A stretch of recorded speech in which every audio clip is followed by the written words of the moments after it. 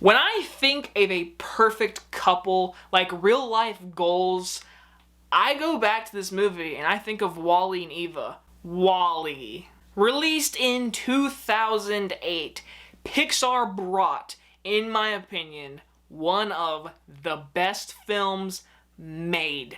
I love WALL-E. I honestly, if I had a top 20 list of favorite movies ever, it'd be in the teens. I can't lie. It probably is in my top 10.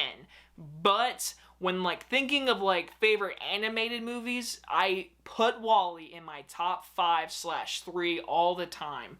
WALL-E, in my opinion, is one of the most original classic films that is semi-forgotten if you honestly think about it, because there's so many good Pixar movies, and I understand that, but in my opinion, WALL-E is truly a magical movie. The film stars WALL-E, a little robot left alone on planet Earth, who picks up trash and puts it in a cube and builds up an entire trash city, basically, until one day a robot named Eva comes down to search on this planet for anything that is living. Once she finds something, WALL-E joins her into space and he figures out the true meanings of what happened to Earth, humans, and the true meaning of love. To all the people out there who do not like this movie, I actually get it. I understand it a lot, and I hear this all the time.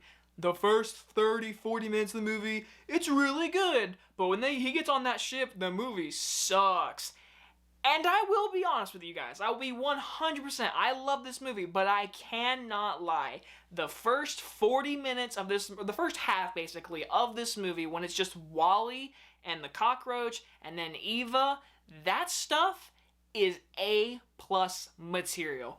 When he does get onto the ship and we meet all of our fat human beings, and there's some CGI animated, well, all of them are CGI animated humans, they're just bigger people, and then the video versions are realistic humans, it's actual actors and stuff, which I will say is really off-putting, and I do not like that idea at all, honestly, but I still just love this character, WALL-E. Okay, I don't know if it's just really kind of a sad thing about me, but I can relate to WALL-E. I can relate to being alone, falling in love in a movie, falling in love with the imagination of meeting someone. I can relate to that. It's kind of sad, I will admit, but to me, that's what I can relate to WALL-E. He's just a little tiny robot. He does his job, and then every day goes home and watches the most romantic romance movie ever, and then once he's done with that, he just continues to build up trash, goes to sleep, talks to a cockroach, and when he accidentally squishes him, you hear his little beep on him. He's like, oh! I love the sound design on WALL-E. It is such a great character thing, and I love how there is basically 0 to none, maybe a few words of dialogue because of Eva in the first half of this movie. I love how there's no dialogue, and it builds an entire romance story between these two characters who are CGI robots, animated robots in an animated movie. To me, that is honestly the best thing about this movie. I can't believe how creative this world is and giving us these characters with slim to no dialogue. That is so hard to do. It's hard to do romance movies and stories with dialogue. Pixar made two characters that don't really talk. Well, Eva talks and WALL-E talks, but he's more of sounds, whatever. And there's no dialogue, and we feel for their love. When WALL-E is hurt, we feel for him. When Eva's taken away from the evil robots in the half of this movie, WALL-E's going after her, you feel that connection because of that great first half of this movie. Then I can't lie, when we do reach the second half of this movie and he gets onto the ship, the movie, to me, it's still interesting. We still have my character WALL-E. We still have WALL-E. We're following him basically the whole time. And the fat people and the whole message of technology and how we're using it too much, it beats you on the head. I can't lie. And like I said, I hate how they use real life actors and then a CGI chunky people. And I am honestly not a fan of the HAL 9000 ripoff, if you ask me. It is such a ripoff, but I mean, it's there, it's our villain, and it's just trying not to make humans go back to Earth. I hate it. I can't lie. I'm like, you are a ripoff of 2001: A Space Odyssey, Pixar. Stop it.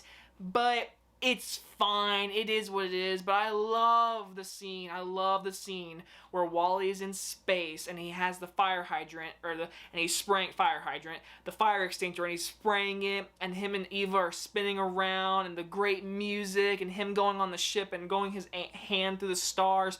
There are so many great shots like that this whole movie.